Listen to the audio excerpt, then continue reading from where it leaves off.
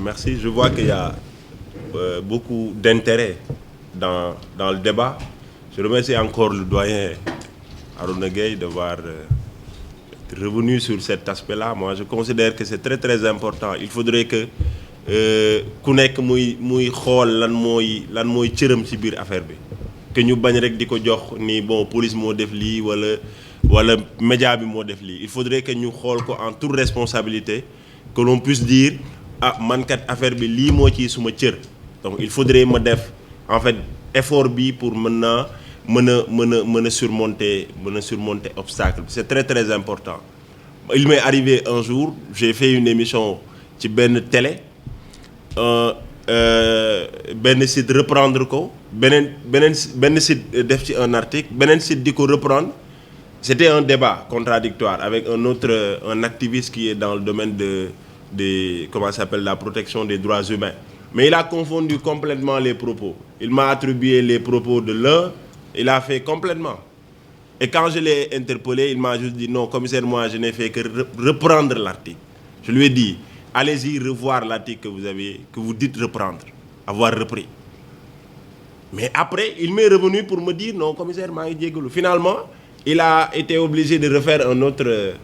article pour rectifier. Donc c'est en fait ces genres de situations qui font que parfois, bon, il est important que man, en tant que force de police, ma xoolaat également lu ñu may reprocher pour résoudre, parce que c'est bénéfique d'abord pour moi. Donc bu ñu ko xool comme ay critiques wala lu mu munti doon, mais c'est juste dans le sens de dire ah man kat xëy na su ma ko defee woon nii dina gën a jekk dina gën a rafet. Moi je pense que loolu c'est en fait le but de la manœuvre, quoi. C'est ce qui est le plus important. Maintenant am na ku wax tout à l'heure des questions de tracasserie et ainsi de suite. Moi je considère que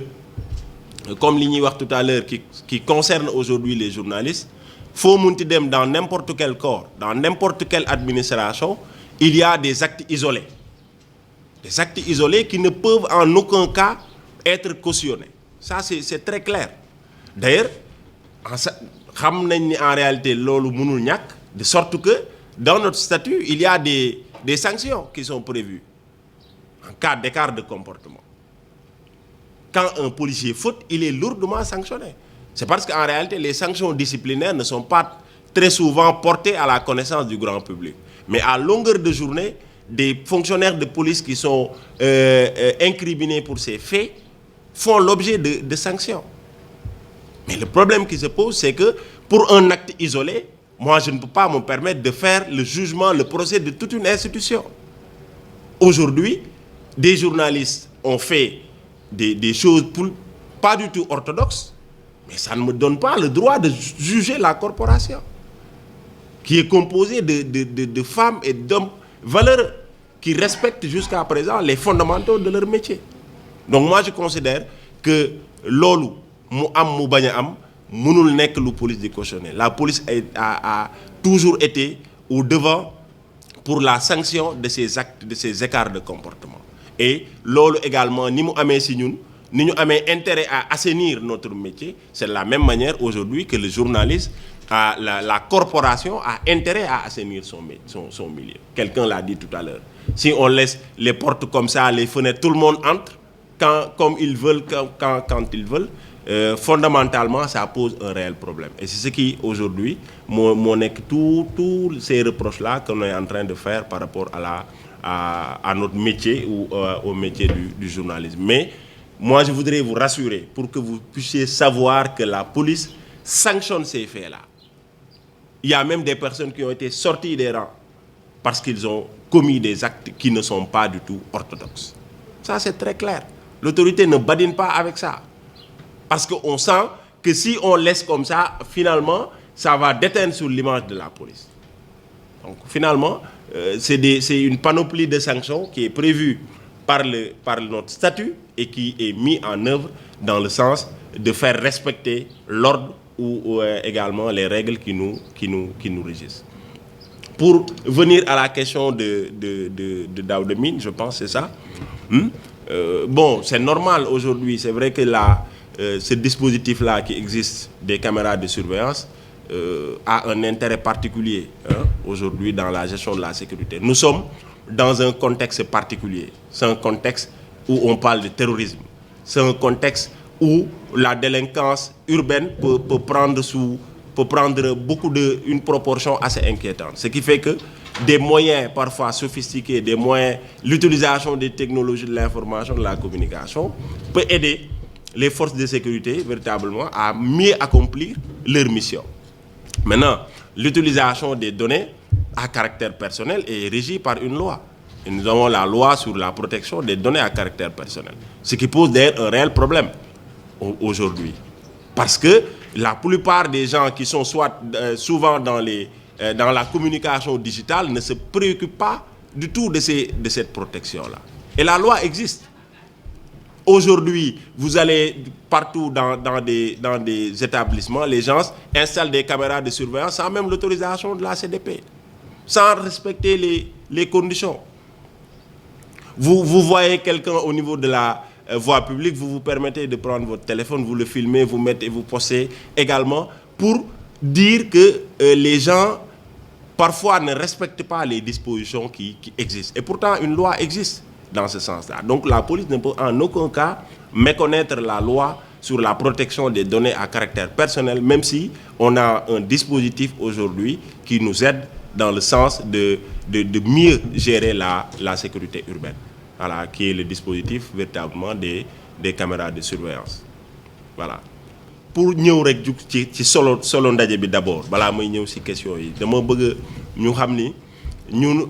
depuis ci jamono bu bëri pour les forces de sécurité dañoo xëy na dañ leen di reprocher que duñu ubbeeku di communiquer avec la population te population bi ñoo tax ñuy liggéey donc li ñuy def la population dañ ko war a informer si li nga xam ni police mu ngi koy def bis bu nekk ngir fexe ba seen dund mën a ñoŋ te ci loolu ci la ñu xalaatee ni dina jaadu ñu dajante avec la presse ñun ñi nga xam ni yéen la yàlla natoo ñu yor la communication de la police pour ñu mën a waxtaan suñu biir ñu xool lan mooy jafe-jafe yi nga xam ni la presse mu ñu koy reprocher ñun en tant que service intermédiaire ou en tout cas interface ñu xool nan la ñuy mën a def pour saafara loolu donc loolu moo indi solo ndaje bi. alors am na ku wax rapport heurté man du ma ko tuddee noonu damay jàpp ni yenn saa ay jafe-jafe la yoo xamante ni xëy na olof yi dañuy wax ni ñu bokk teen ñooy laxasoo ay goj loolu lu muy tekki mooy c'est parce que dañoo bokkandoo nekk sur le terrain que mënul ñàkk yenn saa yi ñu am ay jafe-jafe mais jafe-jafe yi li ci am solo rek mooy il faudrait ñu xam ni police ak population police ak presse mënuñu nekk ay ennemis mënul nekk police wax naa sànq ni presse travail bi muy def nii maanaam travail d'utilité publique la askan bi moo ko soxla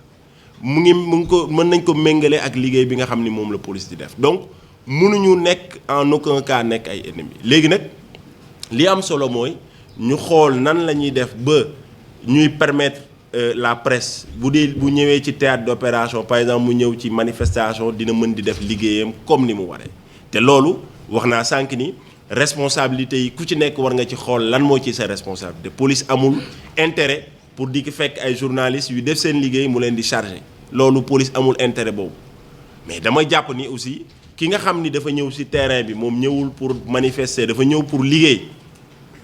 mais moom war na def ay pexe ba alkaati yi xàmmee ni kii ab journaliste la te loolu yaakaar naa ni seen corporation yi aussi war nañ ci liggéey pour xool nan la ñuy def ba ngeen am carte de presse boo xamante ni policiers dañuy am spécimen bi ñu mën leen xàmme beneen bi ci topp aussi ñu am ay gilet yoo xamante ni dañuy xàmmee ni ku ko sol presse la bokk ku ko solul bokkul presse mais koo xamante ni dafa ñëw solul gilet amul carte ba pare di wax ni man presse la yenn saa yi loolu day doon jafe-jafe pour policiers yi protéger ko beneen bi ci topp mooy soo ñëwee ci biir manifestation dafa am foo xamante ni foofu nga war a taxaw sa place mooy ci ginnaaw alkaati yi walla ci wetu alkaati yi pour ñoom ñu mën la sàmm mais soo demee dugg ci biir fii manifestation bi nekk pour alkaati yi sàmm la pour alkaati yi protéger la day jafe donc man loolu laa jàpp ni mooy jafe-jafe bi mais li ci doon mooy dinañ ko waxtaanee ci ay daje yu baree bari yoo xamante ni jàpp nañ ni ci année bi ñuy dugg dinañ ko am ngir gën a xool nan la ñuy def pour gën a rataxal suñu diggante ak population bi de manière générale mais jaare ko ci ñi nga xam ni ñoo yor presse bi. li jëm ci wàllu accès à l'information wax naa ko sànq dama wax ni xëy na yenn saa yéen seeni farata du nekk farata ay police c'est-à-dire ñun il faut ñu nangul ñi ni aussi dañoo nekk corps de commandement maanaam liñ may dénk kàddu police aw ma droit xëy rek waxal police te aw ma ci ndigal ñun loolu lañ ñu jàngal liñ ñu jàngal mooy looy def dafay am ndigal ñun loolu lañ ñu jàngal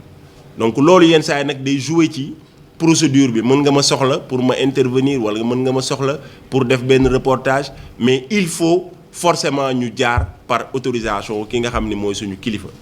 léegi nag autorisation bi depuis ma ñëw ñu ngi jéem a fexe xool nan la ñuy def pour gën a wàññi délai yi ñu ngi ciy waxtaan ak autorité bi pour gën a xool pexe yi ñu mën a def pour véritablement di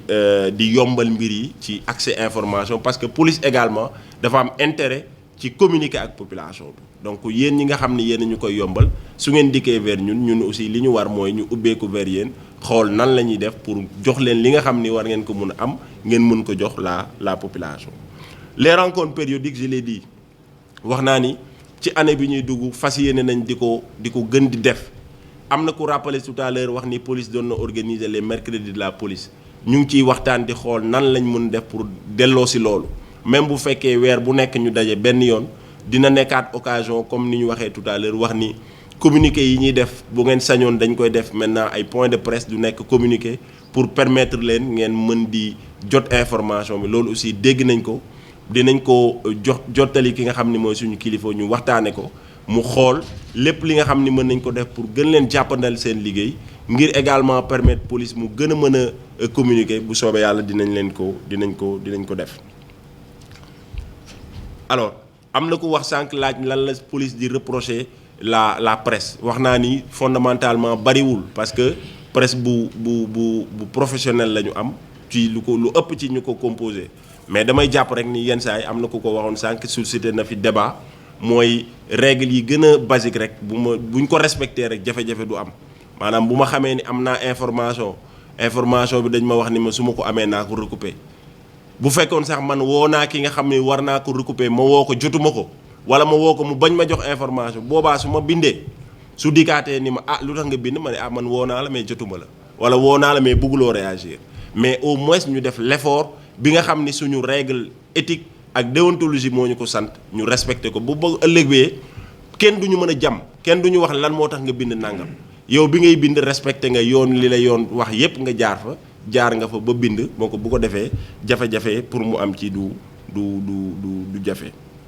alors réactivité entre. Réactivité pour éviter la rumeur. waaw loolu moom wax naa ko tout à l'heure mooy li ma wax tout à l'heure rek ni dinañ ci gën a bàyyi xel xool nan la ñuy def ba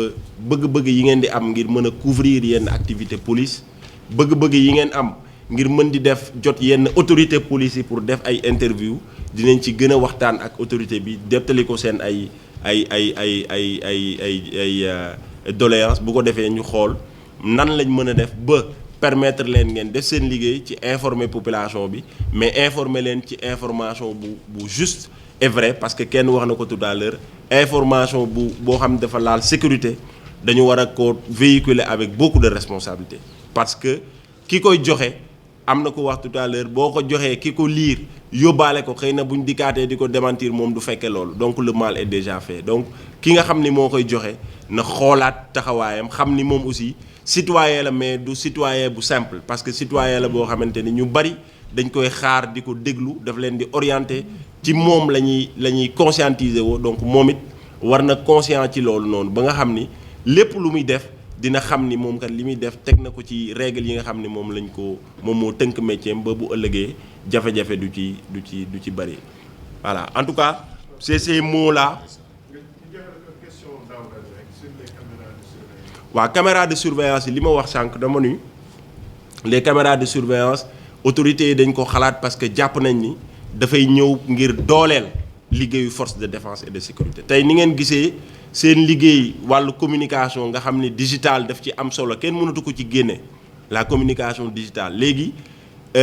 nouvelle technologie de l'information de la communication dafay dicté wu ci fànn bu mu mënti doon ba nga xam ni tey ñu ngi wax cybersécurité ñu ngi wax ay cybercriminalité li ko waral mooy les nouvelles technologies dañoo envahir maanaam domaine yépp loolu moo tax sécurité également mënul bañ a jël en compte développement wu technologie et de l'information de la communication loolu moo waral tey boo leen gisee Dakar yëpp ak daanaka léegi ñu ngi koy tas ci région yëpp